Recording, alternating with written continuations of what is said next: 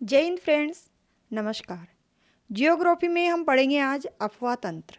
अफवाह तंत्र से संबंधित प्रश्नों को हम देखेंगे और पूरा जो टॉपिक है अफवाह तंत्र से संबंधित नदियों एवं झीलों का उसको कंप्लीट करेंगे। नदियों एवं झीलों से संबंधित प्रश्न सभी परीक्षा में पूछे जाते हैं। विशेषकर अभी रीट की वैकेंसी निकली हुई है, रीट की तैयारी में सब लगे हुए हैं और रीट में ये टॉपिक है, इसमें से प्रश्न पूछे जाएंगे। तो रीट के लिए तो ये बहुत ही महत्वपूर्ण प्रश्न है। तो हम प्रश्नों को शुरू कर रहे हैं। अफवाह तंत्र किसे कहा जाता है? तो सबसे पहले हम जिस टॉपिक पर प्रश्न पढ़ रहे हैं या जिस टॉपिक को पढ़ेंगे उसके बारे में जान लेना बहुत ज़रूरी है। अफवाह तंत्र क्या होता है? अफवाह तंत्र होता है नदियाँ और झीलें। तो नदियों और झीलों को ही अफवाह तंत्र कहते हैं। राजस्थान में 60.50% क्षेत्र में आंतरिक प्रवाह प्रणाली है। अब अफवाह तंत्र में भी इनको 3 भागों में बांटा गया है: अरब सागर में गिरने वाली, बंगाल की खाड़ी में गिरने वाली और आंतरिक प्रवाह की नदियाँ। तो जो आंतरिक प्रवाह प्रणाली है या आंतरिक प्रवाह की जो नदियाँ हैं उसका क्षेत्र राजस्थान में 60.50% है। बाकी जो है वो नदियों का प्रवाह है। राज्य की नदियों को कितने मुख्य भागों में वर्गीकृत किया जा सकता है? इस तरह से जब प्रश्न आता है तो उसका जवाब हमें देना है कि 3 भागों में वर्गीकृत किया गया है: बंगाल की खाड़ी में गिरने वाली नदियाँ, अरब सागर में गिरने वाली नदियाँ और आंतरिक प्रवाह की नदियाँ। बंगाल की खाड़ी की ओर गिरने वाली प्रमुख नदियाँ कौन सी है? जो बंगाल की ओर गिरती है वह प्रमुख नदियाँ हैं चंबल और बनास। चंबल का उद्गम जानापाव की पहाड़ी से होता है जो मध्य प्रदेश में विंध्याचल पर्वत से है। दूसरा है बनास नदी, इसका उद्गम हमारे राजस्थान में ही होता है। राजसमंद जिले में स्थित खमनोर की पहाड़ियों से बनास का उद्गम होता है। चंबल नदी की सहायक नदियाँ कौन कौन सी है? तो चंबल नदी में जो और नदियाँ आकर मिलती है वह चंबल की सहायक नदियाँ हैं। तो कौन कौन सी है वह?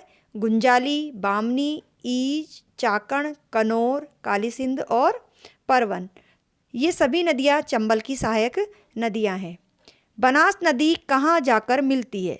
बनास नदी राजसमंद जिले की खमनोर पहाड़ियों से निकलती है, वहाँ से उसका उद्गम होता है और कहाँ जाकर मिलती है?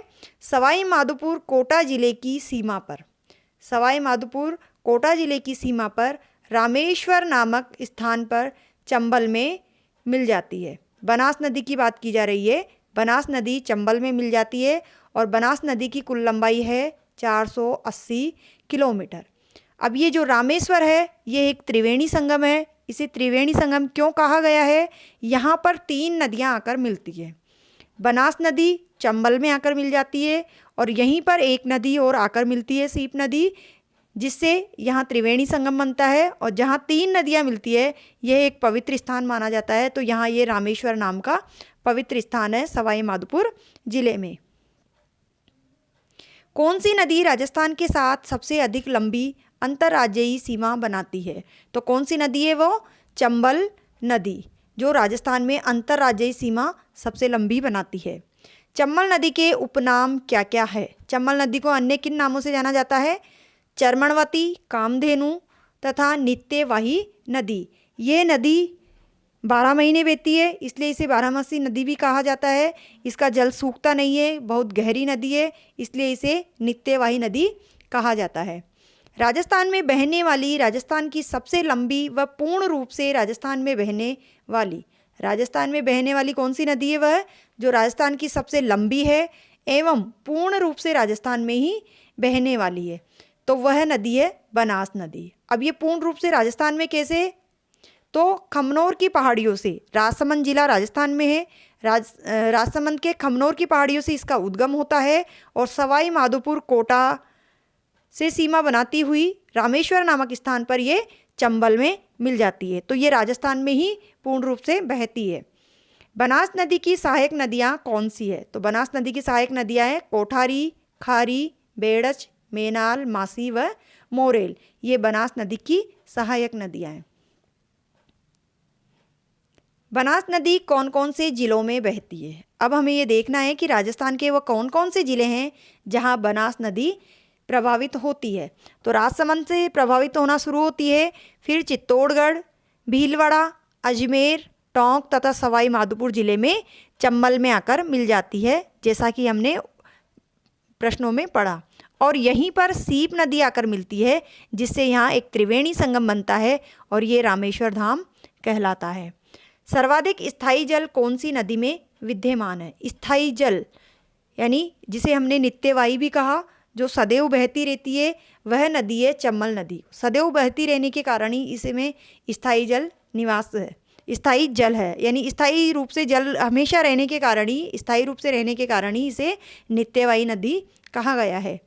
चंबल नदी की प्रवाह प्रणाली किस प्रकार की है? प्रश्न पर ध्यान दें। प्रवाह प्रणाली यानी जो वो प्रभावित होती है, बहती रहती है, वो किस प्रकार से है, उसका क्या आकार है? तो वह आकार है वृक्षाकार।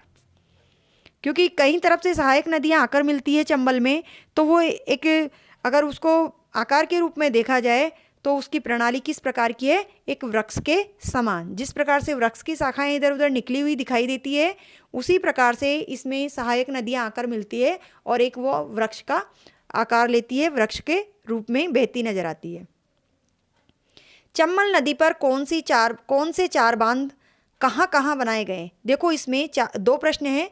चंबल नदी पर कौन से और कहाँ कहाँ पर बांध बनाए गए हैं? तो सबसे पहला है गांधी सागर बांध। यह राजस्थान व मध्य प्रदेश की सीमा पर है और कौन से जिले में? मंदसौर जिले में। मंदसौर जिला मध्य प्रदेश में है। राणा प्रताप सागर बांध। राणा प्रताप सागर बांध रावतभाटा में, जो कि चित्तौड़गढ़ में है।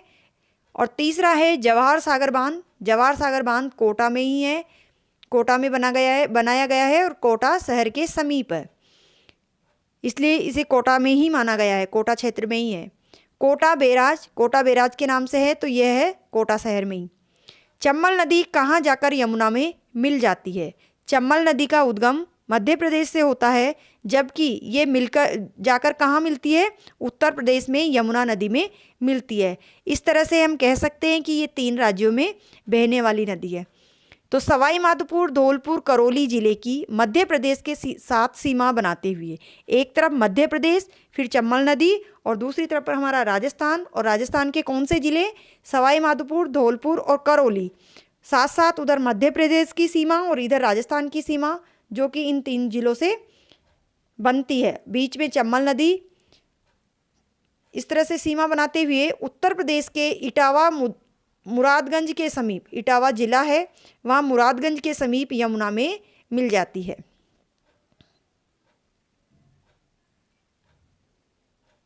चंबल नदी का प्रवाह राजस्थान में कितने किलोमीटर है?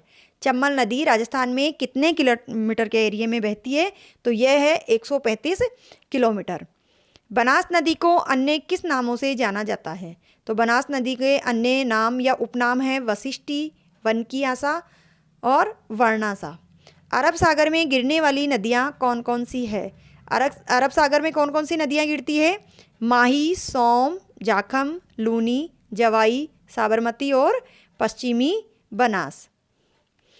अगला प्रश्न है, दक्षिणी राजस्थान की स्वर्ण रेखा किस नदी को कहा जाता है? देखो वह कौन सी नदी है जो दक्षिणी राजस्थान की स्वर्ण रेखा कहलाती है? तो वह है माही नदी। दक्षिण के लिए ये वरदान है, गंगा है, स्वर्ण रेखा है, माही नदी। माही नदी को अन्य और किस नामों से जाना जाता है? तो कौन कौन से नाम है माही नदी के? आदिवासियों की गंगा, आदिवासियों के लिए ये गंगा के समान है। वागड़ व काठल की गंगा भी माही नदी को कहते हैं। माही नदी की सहायक नदियाँ कौन कौन सी है? कौन कौन सी है माही नदी की सहायक नदियाँ? सोम, जाखम, अनास, चाप, हरण, ईरू, भदर आदि मुख्य सहायक नदियाँ हैं।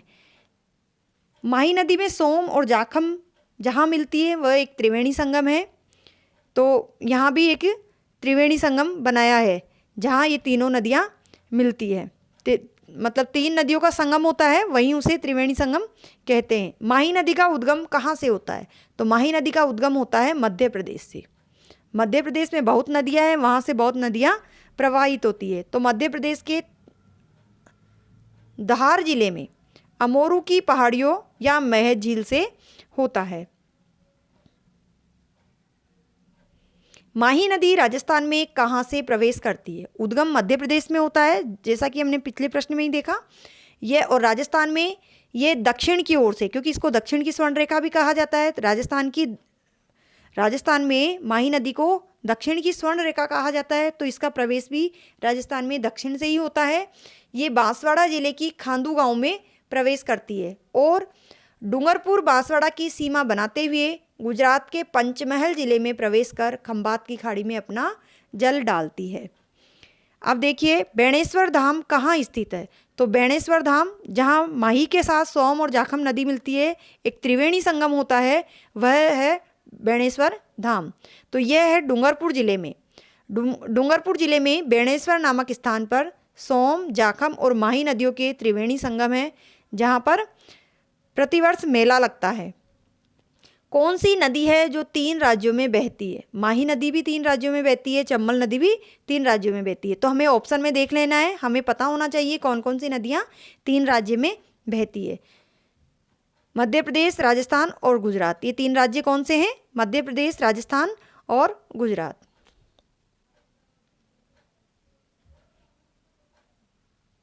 बेणेश्वर धाम की स्थापना किसके द्वारा की गई? तो बेणेश्वर धाम की स्थापना की गई माऊजी द्वारा। अरावली के पश्चिम में बहने वाली सबसे प्रमुख नदी कौन सी है?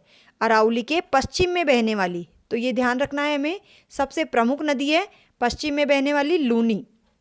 यह पश्चिमी राजस्थान की सबसे लंबी नदी है। लूनी नदी का उद्गम स्थल कहाँ है एवं उद्गम स्थल पर इस नदी को किस नाम से जाना जाता है? लूनी नदी को उद्गम स्थल पर किस नाम से जाना जाता है, ये भी हमें बताना है। तो इसका उद्गम होता है अजमेर जिले की नाग पहाड़ियों से, और अजमेर में पुष्कर में इसे साकरी कहा जाता है। किस नाम से जाना जाता है? साकरी। अजमेर के आगे लूनी नदी को अन्य किन नामों से जाना जाता है? जब हमने ये देखा कि उद्गम के स्थान पर इसे किस नाम से जाना जाता है, अगर इस प्रकार का कोई प्रश्न बना है तो ये जरूर होगा कि उसके आगे अन्य नामों से जाना गया होगा। तो ये भी हमें जान लेना जरूरी है कि अजमेर के आगे लूनी नदी को अन्य किन नामों से जाना जाता है। तो इसके आगे इसे साबरमती तथा फिर लूनी नदी के नाम से जाना जाता है। लूनी नदी का उद्गम स्थान है, वहाँ इसे लूनी नहीं कहा जाता है, लूनी के नाम से नहीं जाना जाता है।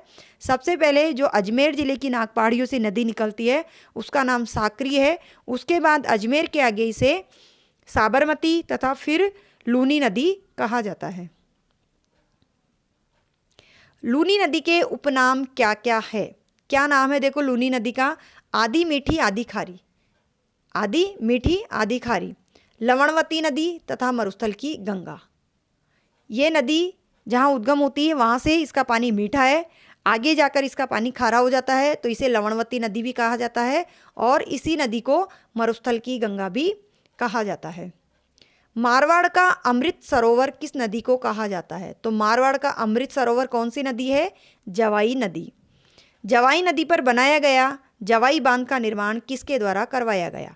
तो जवाई नदी पर बनाया गया जवाई बांध का निर्माण एडगर व फर्ग्यूसन जैसे इंजीनियरों के द्वारा करवाया गया। उसके बाद ये मोती सिंह की देखरेख में इसका निर्माण हुआ था। तो किसने करवाया निर्माण? एडगर व फर्ग्यूसन ने। उसके बाद किसकी देखरेख में हुआ? मोती सिंह की। ये भी हमें याद रखना है।